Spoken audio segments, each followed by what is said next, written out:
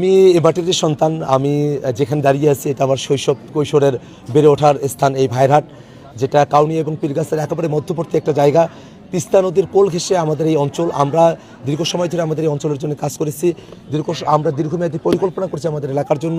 আমরা এলাকার মানুষকে সাথে নিয়ে আমরা সামনে থেকে এগিয়ে যেতে চাই। তারুণ্যের প্রতি, নতুন বাংলাদেশের প্রতি আমাদের যে কমিটমেন্ট, সেই কমিটমেন্টের প্রতি এখানকার কৃষক, শ্রমিক, শিক্ষিত, স্বশিক্ষিত, হিন্দু, মুসলমান, নারী, পুরুষ, সকল শ্রেণী পেশার মানুষ, এমনকি শিশু থেকে বৃদ্ধ পর্যন্ত সকলেই আসলে শাপলাকলির পক্ষে একটা জোয়ার তৈরি করেছেন। নিজের মতো করে তারা গল্প করছেন। কত মানুষ এখনো পর্যন্ত আমাকে অনুদান দিয়েছেন। আপনারা অবাক হবেন যে আমার ব্যাংক অ্যাকাউন্টে, আমার বিকাশে এবং নগদে 27 লক্ষের উপরে টাকা অনুদান এসেছে। এবং এই কাউনিয়া পীরগাছার মানুষেরা বিভিন্নভাবে আমাকে যে অনুদানগুলো দিয়েছেন, আমার হাতে 500 টাকা, 50,000 টাকা, 10 টাকা, 20 টাকা করে যে অনুদানটা দিয়েছেন কাউনিয়া পীরগাছার মানুষেরা, সেটার পরিমাণে 23.5 লক্ষ টাকার উপরে।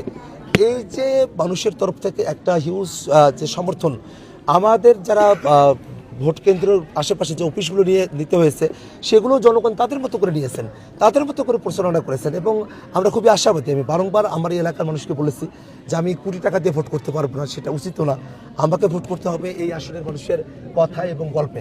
এবং আমরা যত জায়গায় গিয়েছি, মানুষেরা শাপলাকলির পক্ষে একটা গল্প তুলেছেন। এবং সবথেকে বড় ব্যাপারটা হলো শাপলাকলি মার্কা এইবার যে ব্যালট পেপার, সেখানে 1 নম্বর মার্কা, এবং ভোটের দিক দিয়েও 1 নম্বর, জয়ের দিক দিয়েও 1 নম্বর হবে ইনশাআল্লাহ।